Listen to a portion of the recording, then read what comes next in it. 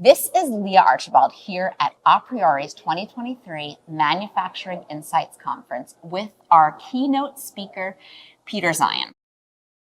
Peter Zeihan is a globally renowned geopolitical strategist, author of several best-selling books. What else do you want to say about your CV? I help people make sense of the world. That's my job. He helps people make sense of the world, and he's going to help us with that a little bit today. So, Peter, your latest best-selling book, The End of the World is Just the Beginning. End of the world? End of the world. Well, end of the world we're in. We've been living in the globalized age now for 75 years, and that's generated a lot of interesting things in agriculture and manufacturing and finance, but it's all predicated upon a security environment that can't be sustained anymore, and an economic player, the United States, who no longer has an interest in keeping it going. So it's now starting to fall apart, and it's going to do so with ever faster degradation, culminating in probably with the most dramatic impact is going to be the end of China within a decade. And when you say everything is falling apart, what you really mean is that there are disparate elements of our international structure that are coming together in a way that you're seeing and other people aren't seeing. So the war in Ukraine, the high prices for international shipping, the shortage of labor.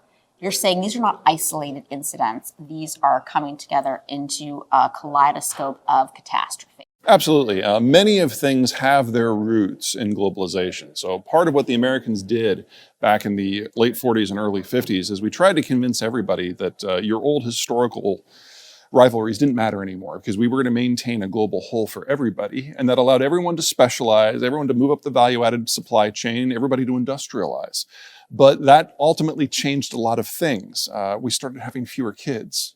And when you fast forward that 75 years, it's not that we're running out of children in most of the world, we're running out of working age adults. So simply maintaining the production facilities now is beyond the capacity of a lot of countries, and there's not enough young people to consume it anyway. So this is something that we've been talking about for a few years. There are not enough people to replace the aging boomers out of manufacturing jobs. You're saying it's not only the manufacturing industry's problem, and it's not going to get better for a very long time. Absolutely. So with globalization and industrialization, as we moved into cities to take those industrial jobs, the birth rate steadily started to fall. And the last really big generation that existed on a global basis were the baby boomers. And they were born between the mid-60s and the mid-80s. Well, they're now retiring en masse. So largest generation, largest workforce we've ever had is going away. The next generation down that is of size are the millennials. But the millennials they don't have the quality of the generations that have come before. Say what you mean. What do you mean quality? So you all know the negative stereotypes about millennials. Lazy, narcissistic, took 5 years off in Europe to find themselves in their 20s. That's true for half of them. The other half have always done everything we expected. They graduated from college early, they went straight into the workforce. But because of that, they got hit with the Great Recession. They were the last ones in the door, so they're the first ones kicked out. So whether the millennials did everything right or everything wrong, they all lost out on like 4 years on average of work experience in their 20s. So and it's fragmented work experience. Absolutely. They don't have the same experience with the baby boomers coming up within a company. Or Gen X. And so they're the least skilled generation for their age bracket that we've ever had. So there are a lot of them, and thank God for that, but they don't have the skill set that is necessary to replace things. And the next generation down that might, the Zoomers, is the smallest generation we've ever had. And the shortage of Zoomers means that we're going to have an increasing labor shortage each and every year until we have another large generation enter their 20s. It's not going to happen until 2045. So this is just the environment that we're in. It's going to get stricter and stricter and stricter. And there's no way around that. And that's happening in the United States, but it's not just happening in the United States. The population restriction is happening worldwide in a way that also impacts manufacturing. Absolutely. So American boomers are unique in only one way. They had kids. They had the millennials. The boomer generation everywhere else in the world, with the exception of New Zealand and France, didn't. So this period of stretch for the next 10 to 25 years that we're going through, that is a uniquely American issue. Everyone else, it will never get better. Now, we have, in the past 10 years, solved some of the labor shortage problems by offshoring, by buying cheaper goods from Asian companies, from India, from China. That is becoming less a viable option. Absolutely. We saw that during the pandemic. Part of that is shipping problems, crises of shipping availability. You're telling me that it's more, actually, than just recent challenges. That's going to be an ongoing challenge sourcing from Asia. Well, the Chinese situation is by far the most dramatic. So they're facing the same birth rate collapse as everybody else, but because they were a latecomer to industrialization, they were able to apply the technologies of industrialization and urbanization at a much faster rate. So they went from having 7 kids to having less than 1 kid in 40 years. And now you put the one-child policy on top of that, and this is the last decade that they will have any workforce. I mean, it's that dramatic. They're going to cease to exist as a functional economy within 10 years, assuming nothing else goes wrong. And since this is a country that imports 80% of their energy and 80% of the inputs for their foodstuffs, you can imagine a lot of things going wrong, even if the politics were perfect, and they are not. Now, India is a different picture. Much younger demographic, much later to the industrialization process, much slower urbanization program. But the problem there, to be perfectly blunt, is quality.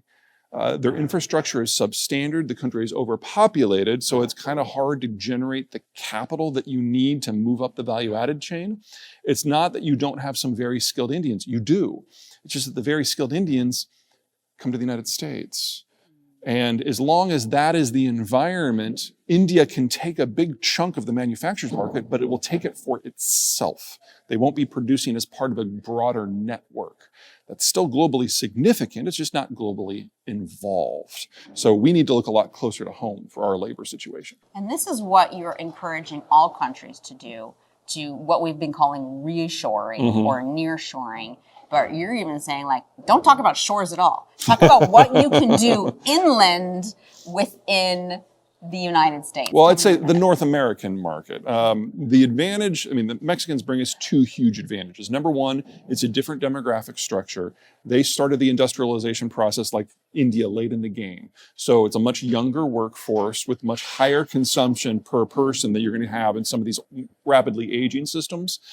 In addition, because they're proximate, the logistics of getting stuff back and forth is usually not colored by international security issues. It's not that there aren't issues in the bilateral relationship or in Mexico. Obviously there are, but they're manageable ones. And they're ones we're more familiar with. And they're ones that don't sneak up on you. Like, say, when the government in China just decides to shut down Foxconn because of a political issue. So what is the second part of this? What is the end of the world is just the beginning is the title of your book. What's the beginning that we're going into? Well, the beginning is something we've had before. Globalization is a weird period, historically speaking. It really only started in the 50s, this current phase. And being able to go anywhere to tap any market for any resource or any partner, that is not standard. Usually you have a much tighter circle for your economic reach, and you might have a few trusted partners and some de facto colonies in the past that are part of your network, and then that competes with the other networks that are out there. And state power and economic power are often fused. We're going back to a world that's more like that. Now, the American network is going to include probably all of the Western Hemisphere, plus Japan, which is, the Japanese are the only people who have found a way to cut a deal with Trump and Biden. They're the only ones who've figured out, seen what's coming, and they've already positioned themselves. And I think Southeast Asia looks pretty positive too, for a lot of reasons that are similar to why I'm so bullish on Mexico. But we have seen industries that have reshored from China have discovered that the transformation process was, for the most part, a lot simpler than they thought it was going to be. And the more supply chain steps you have in each individual facility, the less gangly it all is. So it will look different. I would say front load any of the transformation you possibly can do. Straight from the mouth of the renowned best-selling author, geopolitical strategist, Peter Zeihan. Thank you so much for talking to us today. Pleasure.